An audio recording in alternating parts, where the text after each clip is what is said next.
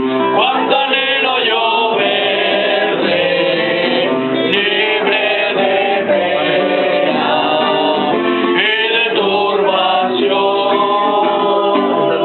A Jesucristo debe ya entregarle. Tendrás también una bella mansión, bellas mansiones. Ay, ay, ay, la gloria tendré en la mía, el gozo sin par. Suenan las notas de la grata victoria. Voy pues con gozo a mi dulce hogar. Vamos a dar paso a nuestro pastor a cargo de la invitación en este día. Bueno, en esta tarde. Amén.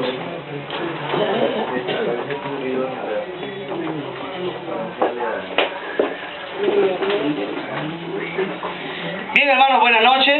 Dios les bendiga. Gracias por estar en esta noche con cada uno de nosotros aquí en la casa del Señor. Y algunas recomendaciones antes de entrar a la prédica. Recuerde, Dios no tiene WhatsApp, ¿ok? No tiene WhatsApp, no tiene Facebook. Así que apague su celular, amado hermano, amada hermana. Le recordamos, apague su celular para evitar interrumpir la prédica. Amén. Apague su celular para evitar interrumpir la prédica. Evite estar saliendo también, poniéndose de pie, a menos que sea necesario para entrar a los servicios. Y luego de eso, pues mantengámonos atentos a escuchar la palabra de Dios. Amén. Amén. Evitemos estar entrando y saliendo, y eso es parte de la reverencia y respeto en la casa de Dios. Amén. Y si hay alguna pregunta durante la prédica, lo puede hacer al final del sermón, para que la palabra de Dios pueda correr libremente durante el sermón. Amén. Bien, amados hermanos, damos gracias a Dios, y no sé a cuántos les está gustando más el libro de Apocalipsis, hermanos. Amén. Amén. Estamos a la expectativa de entrar ya a los juicios. No sé por qué tanto nos gustarán los juicios, ¿no? Estamos a la expectativa ya de entrar a los juicios, cómo será la gran tribulación, cómo el anticristo va a venir, hermanos, y lo que estamos viendo es solamente un pequeño reflejo de lo que va a venir al final de los siglos, hermanos. Es simplemente muy poco. El atentado que ha habido en París, hermanos, simultáneo, más de 120 personas. Y ojo, París es un país que tiene bastante seguridad. Potencia mundial. Es una potencia mundial. Sin embargo, mire lo que están haciendo los musulmanes radicales. Quiere decir que en cualquier parte del mundo, ojo, los países van a estar amenazados por el terrorismo mundial al final de los siglos, con el anticristo. Porque solamente, le voy a poner así, y esto lo vamos a ver ya más adelantito en Apocalipsis, pero lo voy a poner la miel en la boca, hermano, para poder ver más adelante lo interesante. ¿Sabe cuántas personas integran, según la Biblia, o integrarán, según la Biblia, el ejército del anticristo? 200 millones. 200 millones integrarán el ejército del anticristo. Para ponerle así, Estados Unidos tiene 300 millones de habitantes. Si le quita 100 millones, todo eso es, más de la mitad de Estados Unidos es el ejército del anticristo. Imagínense. Pero ya lo vamos a ver más adelante. Son aproximadamente entre 7 a 8 veces más que el Perú. Completito. Niños, jóvenes, adolescentes y viejos. Todos seres humanos que van a pertenecer al ejército del anticristo. Ahora, ¿usted no cree que un ejército de 200 millones puede imponerse en el mundo? Sí. Ningún país tiene un ejército de 200 millones. Pero el anticristo sí. ¿Por qué? Porque va a tener 10 naciones a su cargo. Y esas 10 naciones van a destruir el mundo con terrorismo mundial. Por eso, el príncipe del anticristo, el espíritu inmundo que maneja el anticristo, se va a llamar ¿cómo? Apolión. Abadón y Apolión. ¿Y qué significa Abadón y Apolión? El destructor. ¿Y qué es terrorismo? Destrucción. Interesante, ¿verdad? Pero lo vamos a ver ya más adelante. En el libro de Apocalipsis capítulo 3, versículos 7 al 13, y vamos a estar ya terminando la siguiente semana, Dios mediante, si Cristo no viene. Amén, vamos a estar acabando ya el mensaje a las 7 iglesias. Amén. Hoy avanzamos con la iglesia de Filadelfia, el siguiente domingo con la iglesia de Laodicea. Amén. Y el último domingo 29 vamos a hacer un resumen de las 7 iglesias y cómo cada iglesia es una versión profética de un periodo de la historia de la iglesia. Amén. Y el primer domingo de diciembre, en la noche, vamos a estar entrando ya a los capítulos proféticos del libro de Apocalipsis. Amén. Así que hay mucho por estudiar, hermano. Aún hay mucho por estudiar de la palabra de Dios. Capítulo 3, versículo 7 dice la palabra de Dios: escribe el ángel de la iglesia en Filadelfia. Esto dice el santo, el verdadero. Dice la Biblia, el que tiene la llave de David. El que abre, ninguno cierra, y cierra, y ninguno abre. Verso 8, yo conozco tus obras, y aquí he puesto delante de ti una puerta abierta, la cual nadie puede cerrar, porque aunque tienes poca fuerza, has guardado mi palabra, y no has negado mi nombre. Verso 9, he aquí yo entrego a la sinagoga de Satanás, y a los que dicen ser judíos y no lo son, sino que mienten. He aquí que yo haré que vengan y se postren a tus pies y reconozcan que yo te he... Le dice a la iglesia de Filadelfia: por cuanto has guardado la palabra de mi paciencia, yo también te guardaré de la hora de la prueba que ha de venir sobre el mundo entero, para probar a los que moran sobre la tierra. Verso 11, he aquí yo vengo pronto. Retén lo que tienes para que ninguno tome tu corona. Verso 12, al que venciere yo le haré columna en el templo de mi Dios, y nunca más saldrá de allí, y escribiré sobre él el nombre de mi Dios y el nombre de la ciudad de mi Dios, la nueva Jerusalén, la cual desciende del cielo de mi Dios, y mi nombre nuevo. El que tiene oído, oiga lo que el Espíritu dice a las iglesias. Oremos a nuestro Dios. Eterno Padre, gracias te damos en esta noche, porque nos permites venir delante de ti a través de la adoración, de los cánticos y de tu palabra en esta hora para meditarla. Guíanos a través de tu Espíritu Santo y de la presencia tuya, para poder, eterno Padre, aplicar los maravillosos consejos que en ella hay en nuestras vidas. Te honramos en el santo nombre de Cristo tu Hijo. Amén. Amados hermanos, Filadelfia era de las 7 ciudades en Asia Menor a las que se le escribe una carta, la carta de Apocalipsis. Filadelfia era la ciudad más joven. La habían fundado unos colonizadores de Pérgamo en el reinado de Atalo II. Este Atalo II reinó sobre Pérgamo en el año 159 al 138 a.C.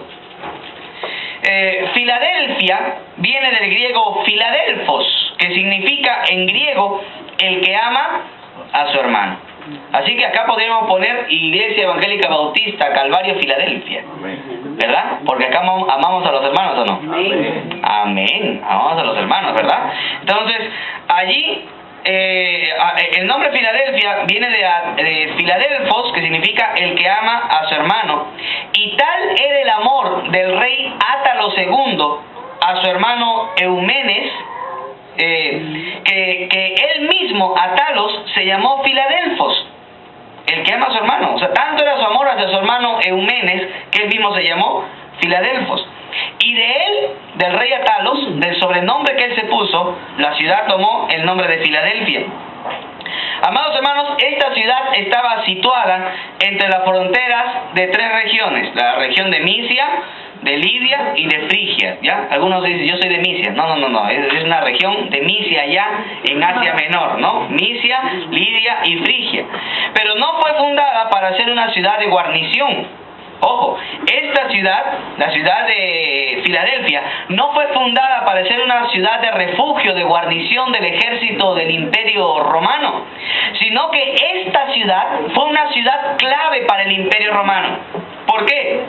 Porque las personas, los habitantes de Lidia y los habitantes de Frigia, aunque gobernados por el Imperio Romano, seguían manteniendo sus mismas costumbres y su mismo idioma. Y no eran fáciles de cambiar de cultura, ni de idioma, ni de costumbres. Entonces, ¿qué hizo el Imperio Romano? Creó una ciudad, en este caso la ciudad de Filadelfia.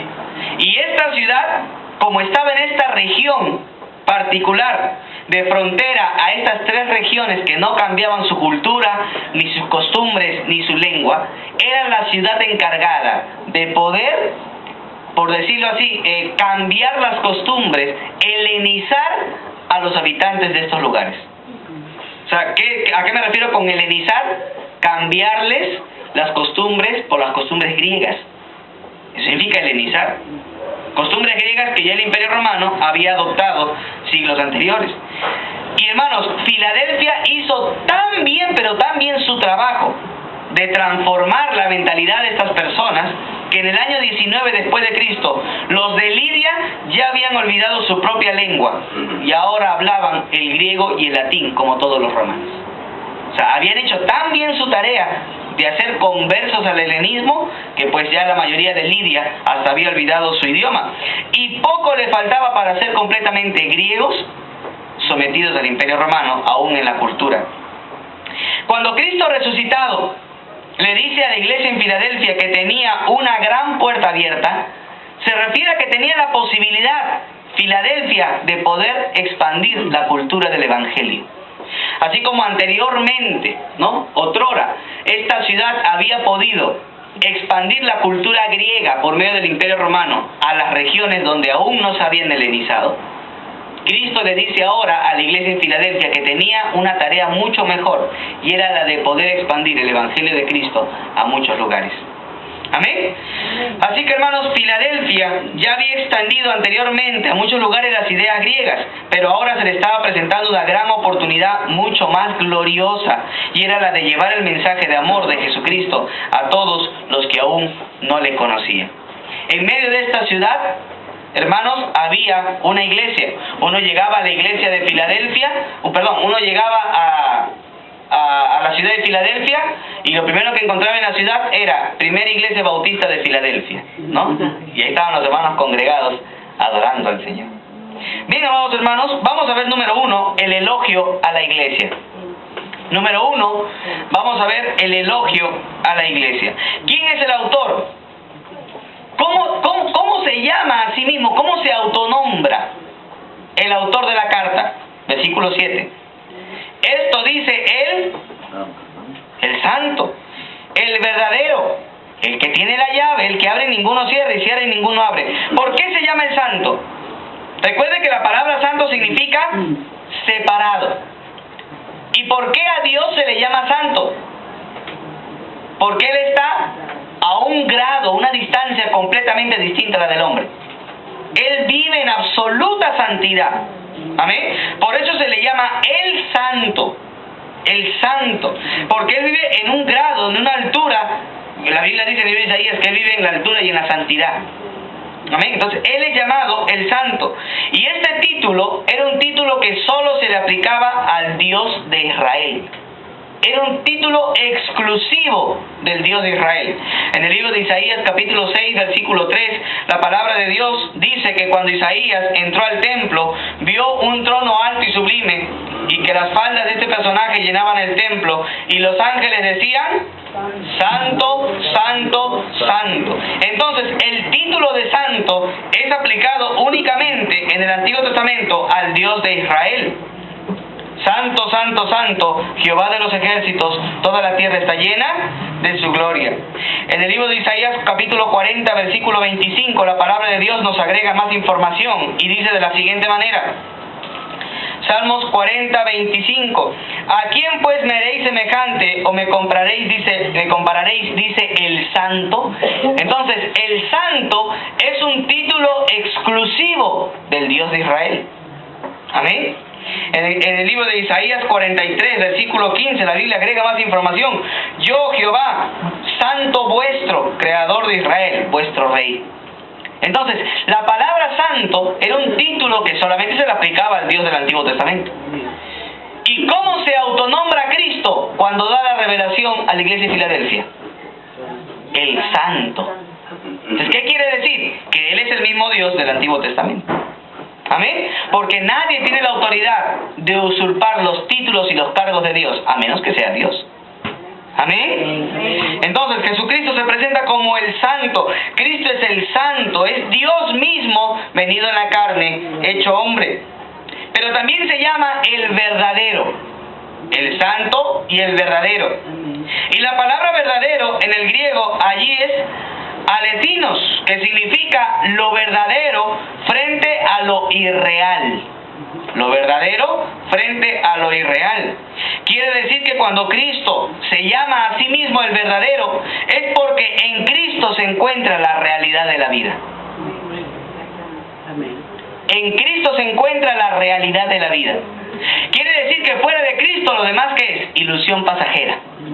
Todo va a ser ilusión pasajera. Si usted no está en Cristo, por más que tenga dinero, tenga fama, tenga gloria, tenga todo, tenga aplauso de los seres humanos, eso es irreal.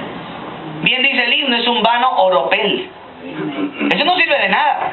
Porque cuando uno viene a Cristo y su corazón es cambiado y es transformado, hermanos, ahí encuentra la verdadera razón de la existencia. La Biblia dice que nuestra razón de existir está en Dios. Él es el que nos hace vivir cada día. Porque Él vive, yo espero el mañana. Gloria a Dios. Amén. Hermanos, quiere decir que todo lo demás fuera de Cristo es una irrealidad.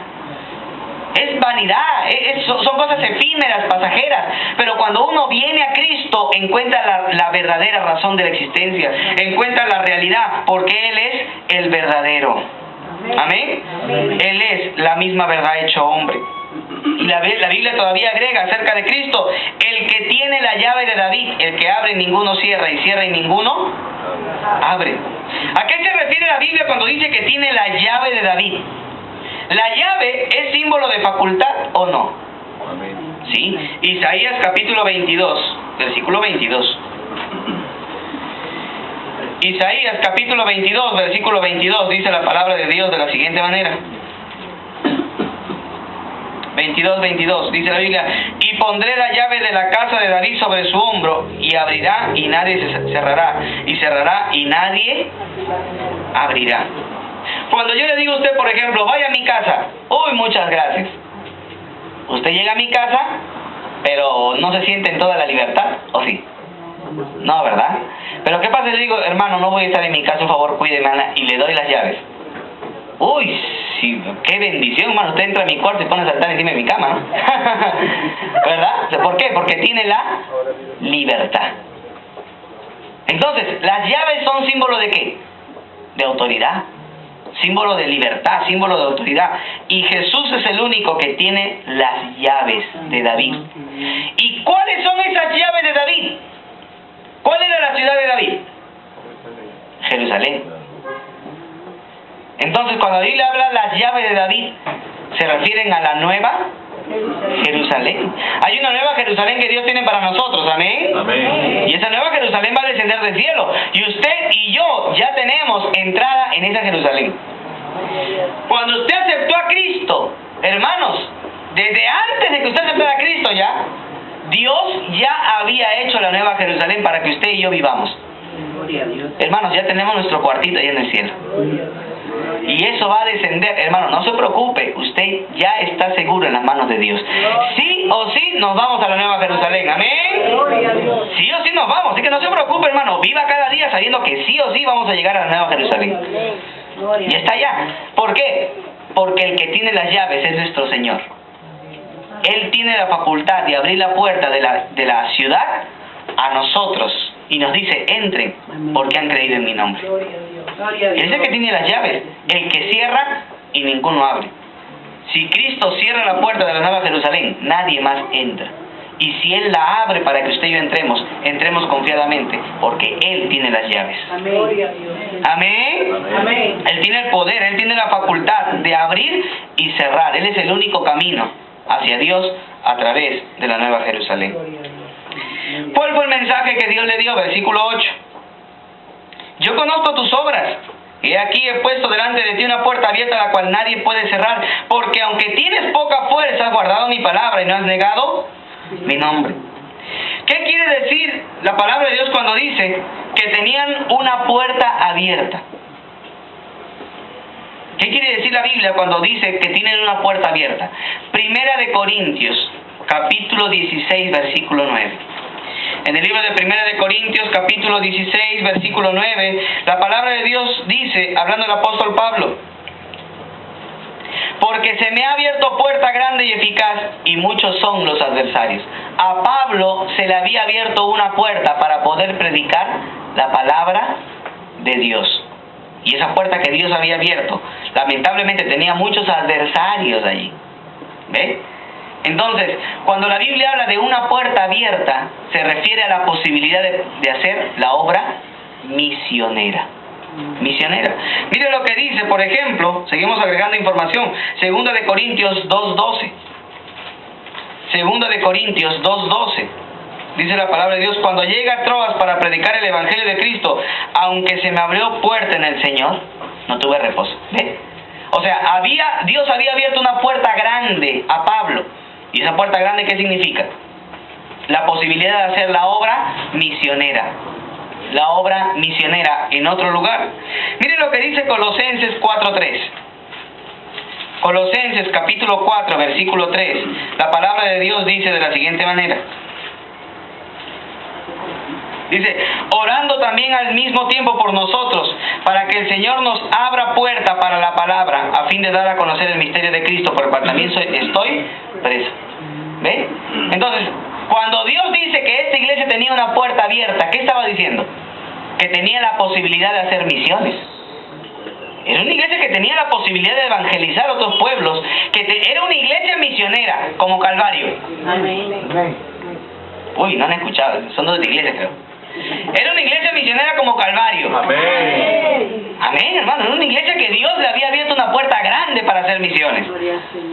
Oiga, qué maravilloso es esto, hermano. ¿Por qué? Porque miren Hechos capítulo 14, versículo 27. Hechos 14, 27. La palabra de Dios dice de la siguiente manera, Hechos 14, 27. Y habiendo llegado y reunido a la iglesia, refirieron cuán grandes cosas Dios había hecho con ellos y cómo había abierto la puerta de la fe a los gentiles. ¿Ve? Entonces, quiere decir que cuando Dios abre una puerta a una iglesia, es porque esa iglesia tiene la posibilidad de hacer la obra misionera. Todas las iglesias deberían hacer la obra misionera, todas. Pero hay iglesias que tienen más posibilidades que otras, pero todas deben hacer la obra misionera. Amén. Por ejemplo, hay iglesias que tal vez dan poco para la obra misionera porque no tienen más sustento. Pero hay otras iglesias que si tienen más ingresos deberían dar más ingresos a la obra misionera. Amén. Amén. Por ejemplo, el Perú es una puerta muy grande que Dios ha abierto al evangelio para hacer la obra misionera porque no hay persecución. Pero en otros países se puede hacer también la obra misionera, pero con más cuidado, porque hay persecución y hay matanza a los cristianos. ¿Se da cuenta o no? Entonces, Dios ha puesto en iglesias puertas abiertas para hacer la obra misionera de manera más eficaz. Y Filadelfia tenía una gran capacidad y estaba estratégicamente situada para poder hacer la obra misionera. Hermanos, a veces Dios entrega más recursos a algunas iglesias que a otras. Y son estas iglesias las que deben dedicarse a apoyar siempre la obra misionera. Amén. Usted y yo tenemos que ser fieles en la obra misionera. Amén. Amén. Así que, hermanos, recuerde, cada mes, cada fin de mes, usted y yo sacamos nuestra ofrenda misionera. Cada fin de mes. Yo no lo veo, yo no pregunto si usted ha dado o no ha dado. Dios sabe, hermano, quién da y quién no da la obra misionera. Dios sabe. Y Dios sabe tocar corazones también. Pablo decía, y si ustedes no sienten lo mismo que yo, no se preocupen, el Espíritu les hará sentir lo mismo que yo. Hermanos, tenemos que estar dispuestos a apoyar nuestra iglesia local. Y no solamente nuestra iglesia, apoyar a los pastores de fuera también. Este año, hasta el mes de octubre, hemos entregado 10 ofrendas misioneras, hermanos. A distintos hombres de Dios trabajando en distintos campos. Amén. Y esta ofrenda misionera de este mes vamos a darle al siervo de Dios Luis López, que está trabajando en Piura. Amén. Porque justo ya está por llegar las lluvias por allá y no tiene un techo, hermano. No tiene techo. Y ya viene el niño fenómeno a hacer desastres por allá, ¿verdad? Y las lluvias van a ser torrenciales, hermano. Así que la pequeña ofrenda que podamos dar va a ser un apoyo para el siervo de Dios allá. ¿Cuánto queremos apoyar, hermano? Amén. Domingo 29, 6 de la tarde, el culto misionero, hermano. Así que, hermano, disponga su ofrenda, porque usted sepa que cuando esa iglesia allá en Piura tenga un techo, esa obra tenga un techo, usted ha sido parte de esa obra. Gloria a su nombre. Ese es el gozo más grande de poder hacer misiones. Amén. Y Filadelfia era una iglesia misionera. Era una iglesia que hacía las misiones, que tenía la posibilidad de hacer la obra misionera y que además guardaba la palabra de Dios. Ya lo vimos en el discipulado. ¿Qué significa guardar la palabra de Dios? Llegar a mi casa y meter al closet. No. Guardar la palabra de Dios. Salmo 119, versículo 34. Salmo 139, versículo 34. La palabra de Dios dice de la siguiente manera. Dice: dame entendimiento y guardaré tu ley y la cumpliré de todo corazón. Guardar la palabra de Dios significa aplicar a nuestra vida la palabra de Dios. Cumplir de todo corazón la palabra de nuestro Dios. Y la iglesia en Filadelfia era una iglesia que cumplía la palabra de Cristo. Cristo dijo: vayan por todo el mundo y prediquen el evangelio. Y la iglesia en Filadelfia era una iglesia misionera. Una iglesia que entregaba a la obra de Dios. Y dice la Biblia que no habían negado su nombre. No habían negado el nombre de Cristo. Hermanos, los cristianos, a los cristianos se les pedía renegar de su fe durante esta primera época de la iglesia cristiana, durante el primer siglo. Se les torturaba, se les lanzaba a los leones, se les mandaba a los circos romanos para burlarse, para matar a los cristianos. Pero los cristianos no negaban la fe en Cristo. ¿Amén? Amén. Los cristianos no negaban la fe en Cristo. Usted y yo no tenemos que negar nuestra fe en Cristo. ¿Amén? Amén. Gloria a Dios. Entonces, cuando el jefe le diga: tú eres cristianito, ¿sí? Pues a partir de ahora vas a tener que mentir como yo miento. Se quedará solo en su empresa porque yo me voy. Yo no puedo hacer eso. Yo soy un hijo de Dios. Entonces te voto de la empresa. Vóteme, pues, ¿qué voy a hacer? Pero primero está obedecer a Dios antes que a los hombres. Amén. Amén. Hermanos, tenemos que ser fieles a Dios. Muchas veces las persecuciones tal vez no vienen de manera violenta, pero sí vienen a veces por el trabajo. A veces vienen por la familia. Pero hermanos, tenemos que ser fieles al Señor. Yo recuerdo una hermana bien fiel al Señor, hermano. Le escuchaba en el seminario dando su testimonio, una hermana fiel al Señor, que ella se había convertido a Cristo, pero su esposo era incrédulo, era alcohólico. Y no le permitía ir, hermanos, a la iglesia. No le permitía ir a la iglesia. No, hasta que la hermana dijo: muy bien. Y el esposo se puso en la puerta y dijo: a partir de ahora no vas a la iglesia. No quiero que vayas, le dijo el esposo. Y la esposa dijo: muy bien, decide. O me quedo en la casa y voy a la iglesia, o me voy, porque no tengo problema de ir con mis hijos. Decide tú. Y el hombre dijo: no, era broma, le dijo. Y con el tiempo, el testimonio de esta mujer hizo de que su esposo venga a Cristo. Hermanos, tenemos que ser firmes, fieles al Señor. Dios honra a los que le honran. ¿Amén? Amén. Y la iglesia de Filadelfia era una iglesia, hermanos, que no había negado el nombre de Cristo. Y miren lo que dice el versículo 9. He aquí, yo entrego a la sinagoga de Satanás a los que dicen ser judíos y no lo son, sino que mienten. He aquí, yo haré que vengan y se postren a tus pies y reconozcan que yo te he amado. Hermanos, lamentablemente, después de que Cristo murió, los primeros opositores del evangelio fueron los judíos. Y Dios ama al pueblo de Israel. Y Dios quiere que usted ore por el pueblo de Israel. Amén. ¿Qué dice la Biblia? En el libro de Salmos: orad por la paz de Israel, de Jerusalén. Tenemos que orar. Cuando llegue a casa, no se olvide: Señor, sí, hay atentados en Francia, pero todos los días hay en Israel. Señor, oramos por Israel también. Pedimos la paz. Pedimos que venga pronto el Mesías. ¿Cuándo quieren que venga el Mesías? Amén. Pedimos que venga ya el Mesías y que reine en Jerusalén. Usted y yo tenemos que orar que venga ya el Mesías, hermano. Amén. Pero amados hermanos, lamentablemente, a pesar de que ellos están ciegos, Dios sigue amando a su pueblo. Y eso lo dice el apóstol Pablo. El apóstol Pablo es claro cuando dice: Dios no ha desechado a su pueblo. No, porque aún tiene un trato más adelante, y ya lo veremos en el libro de Apocalipsis, cómo Dios trata con el pueblo de Israel. Pero amados hermanos, actualmente los judíos dicen ser judíos, pero no lo son, porque el libro de Romanos dice que ahora el Israel espiritual es la iglesia.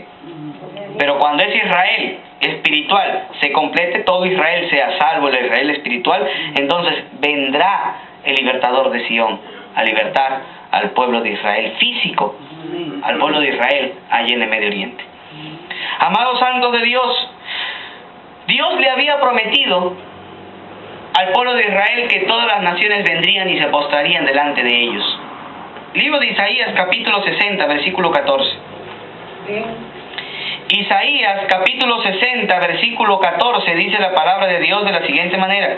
Isaías 60, 14, dice la Biblia: y vendrán a ti, le dice Dios al pueblo de Israel, humillados los hijos de los que te afligieron, y a las pisadas de tus pies se encorvarán todos los que te escarnecían, y te llamarán ciudad de Jehová, Sión del Santo de Israel. ¿Qué había prometido Dios al pueblo de Israel? Que todas las naciones vendrían y se postrarían delante de él. ¿Qué le promete Dios a la iglesia de Filadelfia? Que vendrían los judíos a postrarse delante de ellos. ¿Por qué? Porque actualmente el pueblo de Dios es la iglesia. Pero cuando la iglesia termine su trato con Dios, empieza nuevamente el trato con Israel. ¿Ven? Entonces, los judíos que eran opositores del cristianismo ante esta iglesia, que no permitían que la iglesia pudiera evangelizar y predicar con libertad, Dios le había prometido a esta iglesia que esos judíos vendrían a reconocer que Dios estaba en esa iglesia. Hermanos, no hay nada más hermoso cuando nuestra vida es testimonio frente a los incrédulos. Y ellos dicen, yo recuerdo una ocasión que estaba estudiando y una mujer se me acerca, una de las compañeras de salón, y me dice: tú eres cristiano, ¿no? Sí, le digo, porque no sé tu cara, algo me dice. Dice: mi cara, ¿qué tiene mi cara? Dice. Tu manera de hablar, tu forma de ser, algo me dice, ya me decía que era cristiano. Hermanos, tenemos que ser cristianos en toda nuestra manera de ser, de andar. Amén. Que cuando otro nos mire a Cristo en nosotros. Que cuando alguien diga: he venido a Cristo, he venido por el hermano, porque reflejaba el rostro del Señor Jesús. Y reflejar el rostro de Cristo no es reflejar un rostro. Es no reflejar el rostro de Cristo. ¿De dónde lo sacó? Ah, del señor cautivo de Lorín, ¿no? Así está. No sé, eso no significa reflejar el rostro de Cristo. Reflejar el rostro de Cristo significa que su vida espiritual demuestre que en su vida hay frutos del Espíritu Santo. Hay amor, hay gozo, paz, paciencia, benignidad, templanza, bondad, fe, mansedumbre. Contra tales cosas no hay ley, hermano. Amén. Eso significa que en nuestra vida se refleja el amor de Cristo. Y la iglesia de Filadelfia iba a ser una iglesia que refleje el amor de Dios. Amén. De tal manera que todos los incrédulos vendrían, aún los judíos vendrían a postrarse delante de esta iglesia y a reconocer que Cristo el Santo estaba en medio de esta iglesia. Número 3. Amén. Perdón, número 2. Vamos a ver la promesa de Jesús a la iglesia. ¿Qué le promete Dios a esta iglesia? Y ojo, quiero que resalte algo. ¿Hay alguna censura hasta aquí a la iglesia? No se le censura nada. Sí se le censuró a las demás iglesias, a excepción de Esmirna, que no se le censura nada. Pero fuera de Esmirna, a todas las demás iglesias. Pero usted recuerda esa iglesia a la que Cristo le dijo que en medio la pastora, la esposa del pastor, se había levantado, ¿no?, a enseñar doctrina falsa. ¿Y qué le dijo Dios? La culpa la tienes tú, le dijo al ángel de esa iglesia, porque permitiste que tu esposa se levante a predicar en la congregación y enseñe doctrina falsa. ¿Qué iglesia era esa? La iglesia de Tiatira. A la iglesia de Sardis también le dice una iglesia, que esa iglesia está, llaman zombie, muerto viviente. Tiene nombre de que vive, pero ya da pena. Está bien muerto. Pero ¿qué le dice esta iglesia en Filadelfia? Es una iglesia que no se le censura nada, no hay nada malo. Es una iglesia sin tacha. Dios quiere que la iglesia Calvario sea como Filadelfia. Amén, gloria a Dios. Amén. Una iglesia que mantenga el cuidado, el respeto a Dios.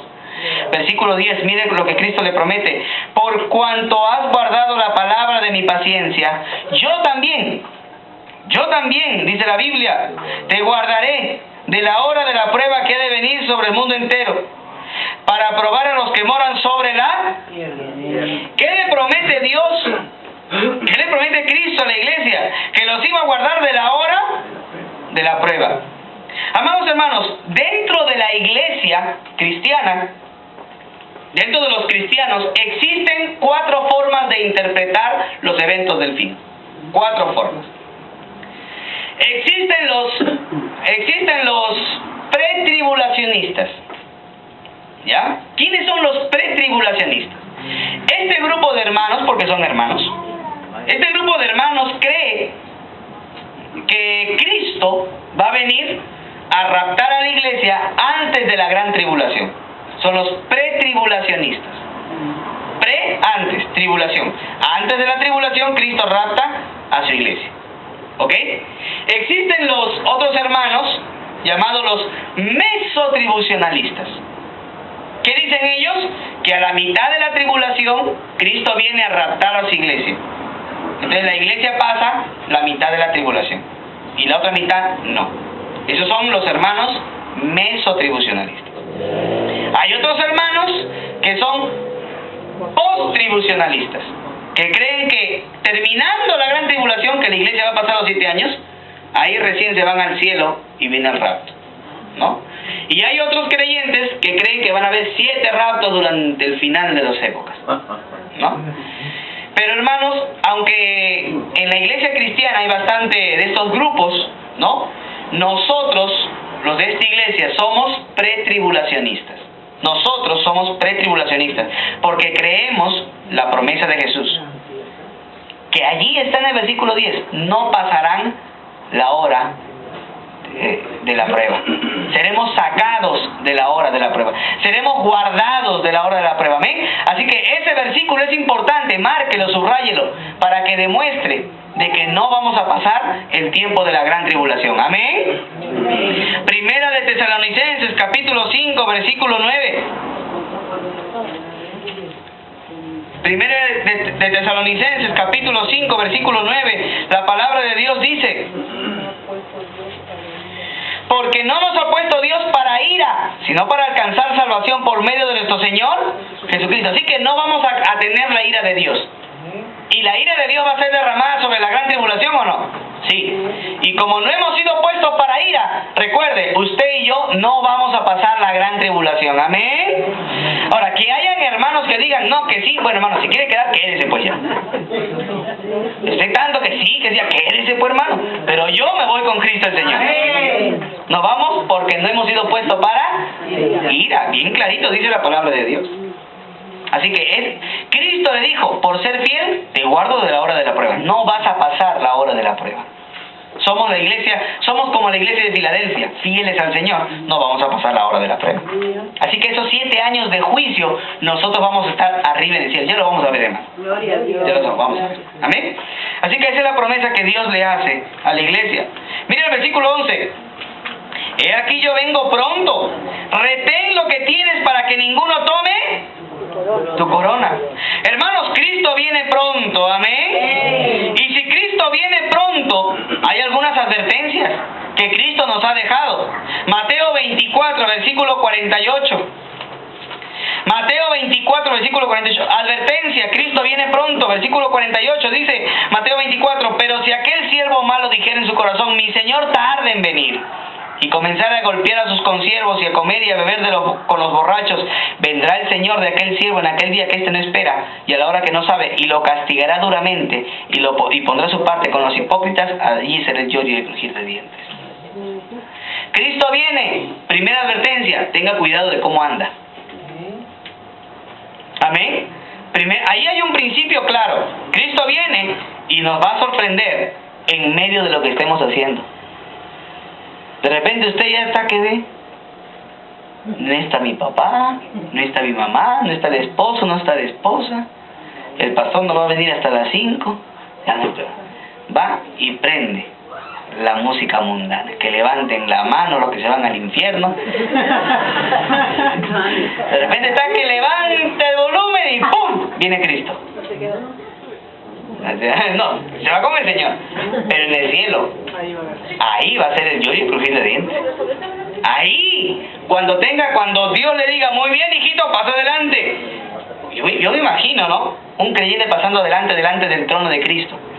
Y detrás de él, la mirada de cientos de miles de cristianos. Y arriba de él, la mirada de todos los ángeles de Dios. Y delante de él, el Padre, el Hijo y el Espíritu Santo. Todos mirándole así. Mirándole. Y Cristo le diga, ¿te acuerdas ese 20 de noviembre que fue tu cumpleaños? Y que pusiste que levanten las manos, ¿te acuerdas o no? Señor, es que, ¿te acuerdas o no? Cuando anduviste de esta manera desordenada. Mira, qué vergüenza delante de tantos ángeles, y los ángeles, uy, uy, uy, en coro, uy, uy, uy, ¿no? Y todos los santos hombres de Dios diciendo, ahí está, pues ya ves, ¿qué creía? ¿Que no te iban a pasar la factura? Y Cristo va a decir, muy bien, eres salvo, pero pasa así como por fuego. Nada te voy a dar por haber sido rebelde a Dios. Oiga, esa va a ser la vergüenza más grande del mundo. No hay vergüenza más grande. Por eso dice, no vaya a ser que en su venida nos vayamos de Él avergonzados. Amén.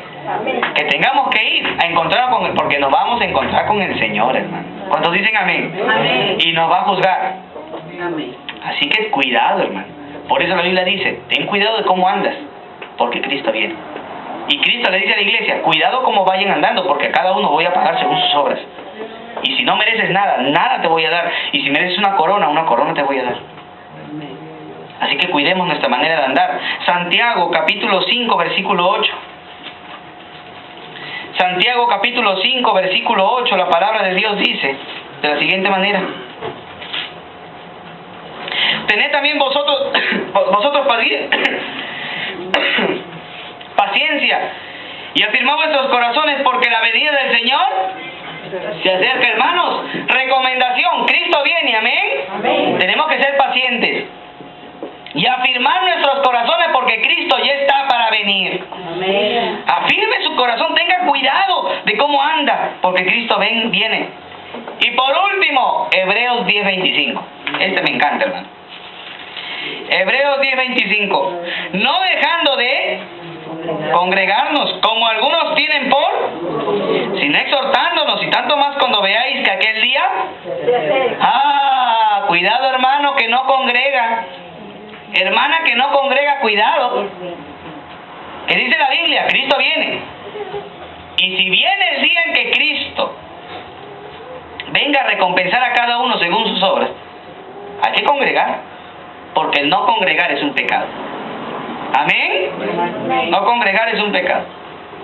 No, que ya se viene Perú, no sé con quién. ¿Cuándo? Día jueves, día de oración.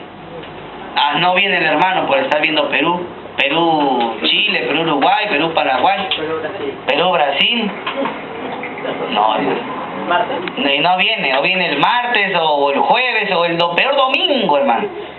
No, el Señor ya comprende. ¿Qué comprende el Señor, hermano? El Señor me entiende sin ninguna explicación, dice. No, sí, el Señor entiende de que usted es un carnal. El Señor sabe que usted es un carnal. Amén. Usted es un inmaduro, porque las personas maduras, primero es Dios y después todo lo demás. Amén. Y si usted quiere vivir esa pasión del fútbol y justo hay culto, pues grábelo, claro. Y cuando salga a la calle, no me digan nada, no me digan quién ganó, quién perdió, voy a llegar a mi casa a ver. Ya, te llega a su casa, lo vuelve a poner y siente la misma emoción. Pero venga a la casa de Dios. Amén. Oye, cristianos, no se me pasa por la mente, cristianos que no vengan a la casa de Dios por un fútbol. No se me pasa por la mente. ¿El martes? El martes, ¿hay que jugar, Perú? Sí, en serio. Uy, bien, yo no sabía. Revelación directa. Pero el martes, hermano, no se olvide el libro de Juan. Amén, el libro de Juan. Hermanos, imagínense usted, tenemos que dedicarnos a Dios, hermano. Tanto más cuando veáis que aquel día se acerca. Ahí está, pastor. ¿Cuánto más cuando dice que aquel día se acerca, el día del mundial? No. El día de la venida de Cristo, que está para juzgar a cada uno según sus obras, hermano. Amén. Cristo viene pronto, hermanos, y su galardón viene con él. Por eso, mire cómo termina el versículo. Retén lo que tienes. Retén lo que tienes para que ninguno tome tú. No, ¿qué no quiere decir este pasaje? Este pasaje no quiere decir que la salvación se pierda. ¿Ok? Porque van a haber cristianos, pero sin corona. Lo que este pasaje sí quiere decir es que Dios puede tomar nuestras coronas y dársela a otros que son más fieles. Amén. Amén. Así que Dios tiene una corona para los que prefieren venir a su casa. Amén. Y si usted está perdiendo esa corona porque no está congregando, Dios se la va a quitar y se la va a dar al que congrega más. ¿Me entiende o no? Por eso miren lo que dice Colosenses capítulo 2 versículo 18. Colosenses 2:18 dice la palabra de Dios de la siguiente manera. Colosenses 2:18. Nadie os prive de vuestro premio. ¿Ve? Afectando humildad y culto a los ángeles. ¿Qué significa privarse de los premios? Que usted ya tiene una recompensa, usted ya tiene un premio que Dios le va a dar. Usted ya lo tiene, pero Dios le puede privar de ese premio y dárselo a otro porque usted no es fiel. Por eso Cristo dice, vengo pronto, seamos fieles. Amén. Amén. ¿Cuántos dicen amén? Amén. Y número 3, terminamos aquí. Las recompensas a la iglesia. Número 3, las recompensas a la iglesia. Versículos 12 y 13. Versículo 12 y 13.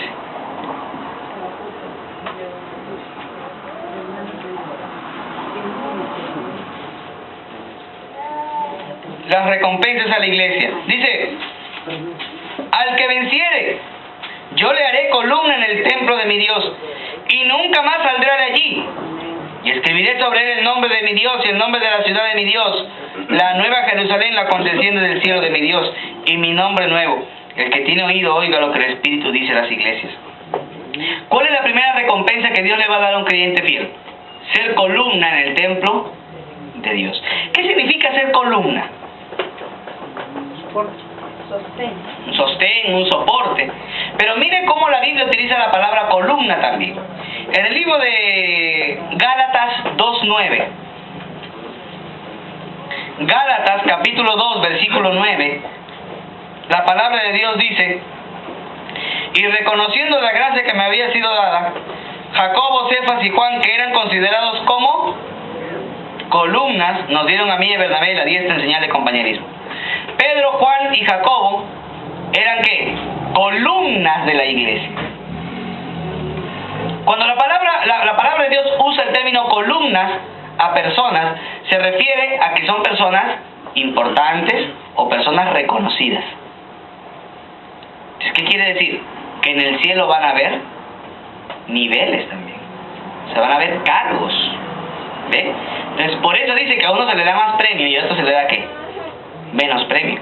Y quien tiene más premio, más recompensa, va a ser una persona más importante en el cielo. Y quien no, pues no. Miren lo que dice el libro de Mateo, capítulo 5, versículo 19. Mateo 5, 19. Miren lo que dice la palabra de Dios. Mateo 5, 19. La bendita palabra de Dios dice de la siguiente manera. De manera que cualquiera que quebrante uno de estos mandamientos muy pequeños, así enseñan los hombres, muy pequeño será llamado en el reino de los cielos. Mas cualquiera que los haga y los enseñe, este será llamado grande en el reino de los cielos. ¿Ve? Así que van a haber cargos puestos, aún en el reino de los cielos. Así que el creyente fiel será columna en el templo de Dios. El creyente fiel recibirá un nombre en su frente. ¿Y cuál va a ser ese nombre que Dios escriba? El nombre de su Dios. ¿Cuál es el nombre de Dios? Jehová. Jehová. Así que cuando usted vaya al cielo, Cristo ven para acá adelante, usted va a ir al frente y Cristo le va a escribir Jehová en su frente. ¿Y qué indica eso? Que usted ahora le pertenece para siempre al Señor. Amén. Y no solamente eso, dice que va a escribir el nombre de la ciudad de su Dios. ¿Y cuál es la ciudad de Dios? La Nueva Jerusalén. Y es que la palabra, el término Jerusalén significa la ciudad de paz. Y es Shalom, la ciudad de paz, Jerusalén. Sin embargo, en el libro de Ezequiel, capítulo 48, versículo 25, la Biblia dice acerca de la Jerusalén final de los tiempos, que se llamará Jehová Sama, que significa Jehová está allí. Amados santos de Dios, cuando vayamos al cielo, Cristo nos escribirá el nombre de su Padre, pero también va a agregar una palabrita y es Sama. Jehová Sama, Jehová está allí, porque es el nombre de la Jerusalén celestial. Amén. Y por último, dice la Biblia que va a escribir su propio nombre. ¿Pero qué nombre? La Biblia dice que es el nombre de Cristo, un nombre nuevo. ¿Cuál es ese nombre nuevo? Número 1, no es el nombre Ansanjón, el de la diosa madre. No es el nombre del fundador de la diosa madre. Porque ellos dicen, no, ahí que el nombre, ¿sabes cuál es el nombre nuevo de Jesús? No, Ansanjón. Y terminas con la diosa madre. No, hermanos. La Biblia dice que el nombre nuevo de Dios, de Cristo, es el Logos. El verbo de Dios. Vamos allá, al libro de Apocalipsis 19:12. Así que no es Ansanjón, ¿ah? 19:12 dice la palabra de Dios de la siguiente manera. Sus ojos eran como llama de fuego y había en su cabeza muchas diademas y tenía un nombre escrito que ninguno conocía sino él mismo. Verso número 13, ¿no? Y estaba vestido de una ropa teñida en sangre y su nombre es el Verbo de Dios. Ese es el nombre nuevo de Dios, de Jesús. Así que, amados hermanos, hay una promesa grande de parte de Dios para nosotros los que vamos a ir al cielo. ¿Amén? Recuerde algo, y ahí termina el mensaje de Dios para la iglesia de Filadelfia. Recuerde algo, Dios le había dado a la iglesia en Filadelfia una gran oportunidad de poder ser una iglesia misionera. Sin embargo, si ella no realizaba esta labor misionera, Dios iba a coger esto y se lo iba a dar a otra iglesia. Lo mismo pasó con Jerusalén. ¿Usted recuerda Jerusalén? ¿Dónde empezó la iglesia cristiana? En Jerusalén. ¿Pero hicieron la obra misionera? No hicieron la obra misionera. ¿Y dónde Dios mandó esa antorcha? La mandó a la iglesia de Antioquía. Porque la iglesia de Antioquía envió a Pablo y a Bernabé a evangelizar muchas regiones. Así que Dios le quitó la antorcha de las misiones a Jerusalén y se la dio a Antioquía. Hermanos, si nosotros hoy nos ha dado el privilegio a esta iglesia de ser una iglesia misionera, cumplamos lo que Dios nos ha dado. Porque si no, Cristo tomará esta bendición tan grande y se lo dará a otros. No sé si usted quiere que eso pase. No, ¿verdad? Dios guarda nuestras vidas y nuestros corazones para cumplir siempre la palabra de Dios. Oremos en esta noche.